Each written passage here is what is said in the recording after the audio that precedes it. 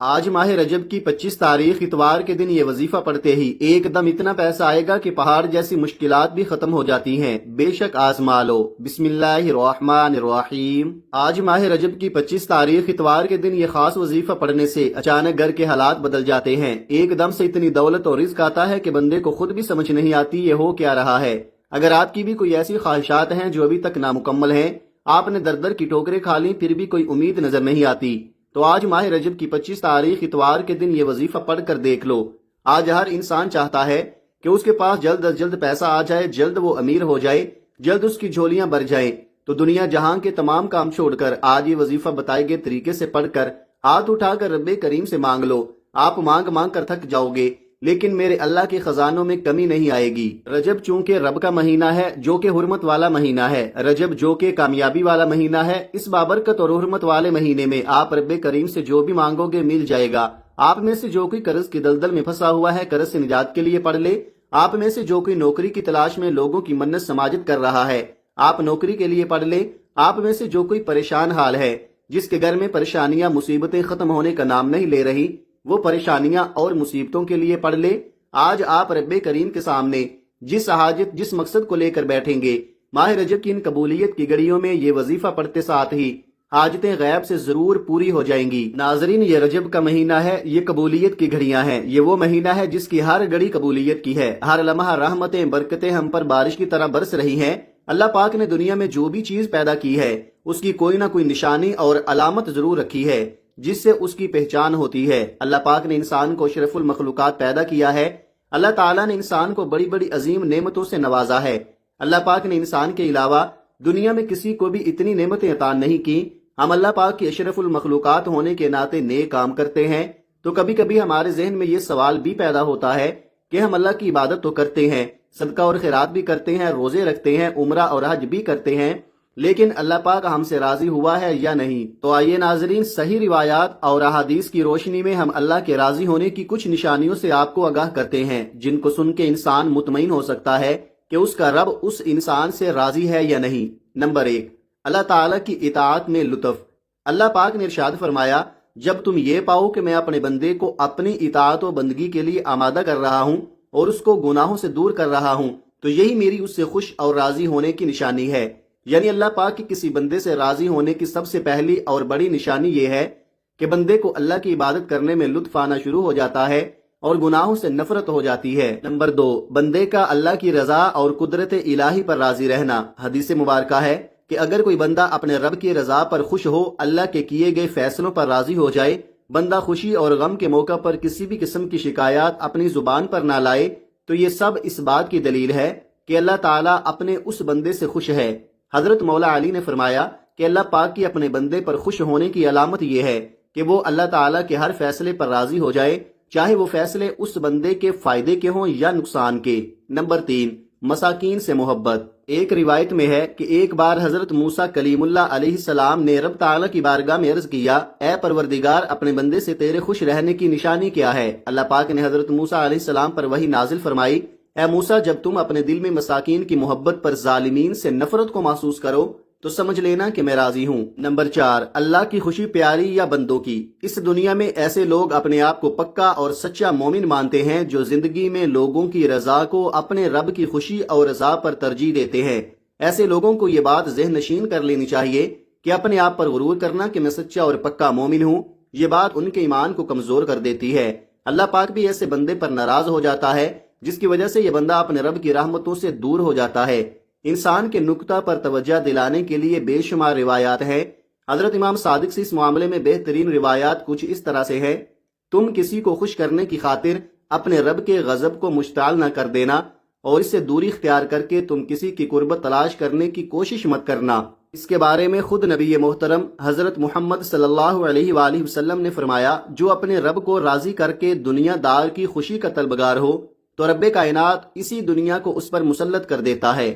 اگر آپ بھی ان نشانیوں میں سے کوئی ایک کو محسوس کرتے ہیں تو سمجھ لیں کہ اللہ آپ سے راضی ہے، اور آج کا یہ وظیفہ بھی آپ اللہ کو راضی کرنے کے لیے پڑھ لیں۔ پورا دن پوری رات موجود ہے، آج جس کو جب وقت ملے یہ وظیفہ پڑھ لینا۔ یہ دن ہاتھوں سے نکل گیا تو پورا سال در در کی ٹھوکریں کھانا پڑیں گی، پورا سال پچھتانا پڑے گا۔ اس سے بہتر ہے کہ آج چند منٹ نکال کر یہ وظیفہ پڑھ لیا جائے۔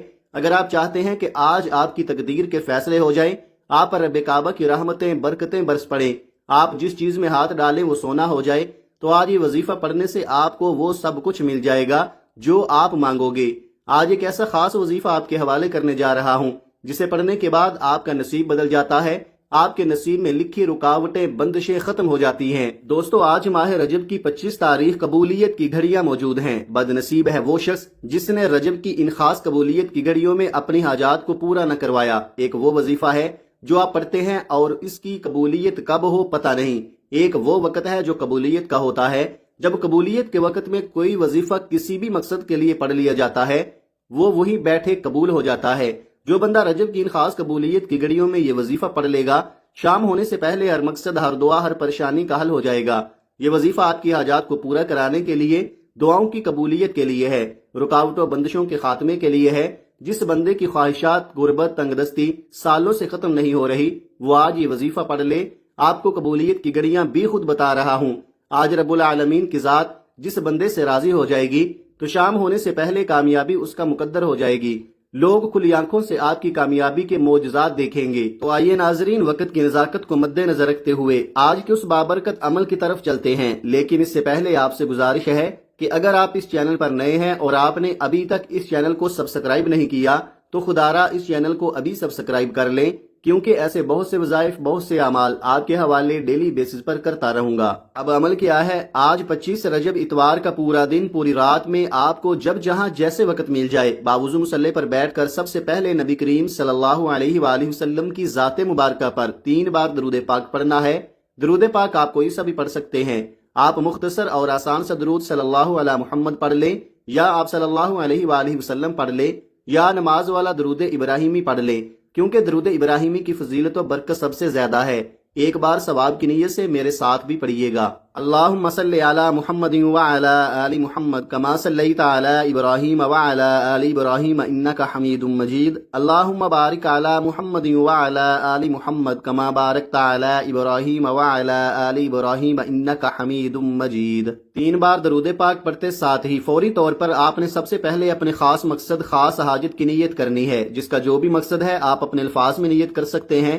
بیٹیاں اپنے رشتوں کے لیے پڑھ لیں، ماں باپ اپنے بچوں کے روشن نصیب کے لیے پڑھ لیں، جو مقروض ہے تو قرض سے نجات کے لیے پڑھ لیں، کاروبار میں ترقی عروج کامیابی کے لیے پڑھ لیں، گھر میں سکون اور برکت کے لیے پڑھ لیں، بند کاروبار کو چلانے کے لیے پڑھ لیں، من پسند نوکری، من پسند شادی کے لیے پڑھ لیں، لا علاج بیماری سے نجات کے لیے پڑھ لیں۔ جس کے جو بھی مسائل ہیں، ہر انسان کا مسئلہ الگ ہے، ہر انسان کی پریشانی الگ ہے۔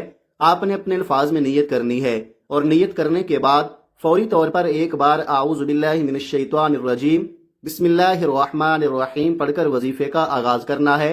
اور سب سے پہلے نمبر پر جو وظیفہ آپ نے پڑھنا ہے وہ وظیفہ اللہ تعالیٰ کے صفاتی ناموں کا وظیفہ ہے۔ آپ نے یا وہابو یا رزاقو کو پڑھنا ہے۔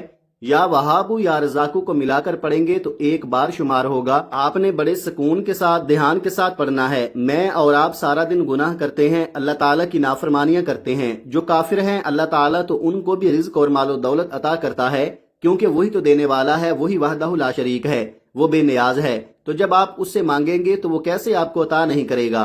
آج آپ نے اللہ تعالیٰ کے یہ مبارک نام پڑھ کر اللہ سے مانگنا ہے۔ آپ نے یہ نام کیسے پڑھنے ہیں اور کتنی بار پڑھنے ہیں توجہ کیجئے گا۔ یا وہابو یا رزاقو 1 بار ہو گیا، یا وہابو یا رزاقو 2 بار ہو گیا، یا وہابو یا رزاقو 3 بار ہو گیا۔ اس طرح سے آپ یا وہابو یا رزاقو کو اپنے دائیں ہاتھ کی انگلیوں پر پڑھ لیں یا تسبیح کے دانوں پر پڑھ لیں۔ آپ نے صرف 10 بار پڑھنا ہے۔ جب آپ کی زبان سے یا وہابو یا رزاقو نکل رہا ہو، آپ روتے ہوئے، تڑپتے ہوئے، سسکتے ہوئے رب کریم سے مانگتے چلے جائیں۔ 10 بار یا وہابو یا رزاقو کو پڑھتے دوران آپ رب کریم سے جو بھی مانگیں گے، جتنا مانگیں گے، جیسا مانگیں گے، میرا رب جھولیاں بھر بھر کر عطا فرمائے گا۔ کیونکہ رب کی ذات جب دینے پر آتی ہے، نہ شکلیں دیکھتی ہے، نہ اعمال دیکھتی ہے، چھپڑ پھاڑ کر عطا فرما دیتی ہے۔ ہمیں مانگنے کا طریقہ نہیں آتا۔ آج تو پھر رجب کا مہینہ ہے، آج تو پھر قبولیت کی گھڑیاں ہیں، آج تو پھر رب کا مہینہ ہے، تو پھر کیوں نہ رب کے مہینے میں آج خاص قبولیت کی گھڑیوں میں رب کعبہ کے یہ 2 نام یا وہابو یا رزاقو کو پڑھ کر رب کریم سے مانگ لیا جائے۔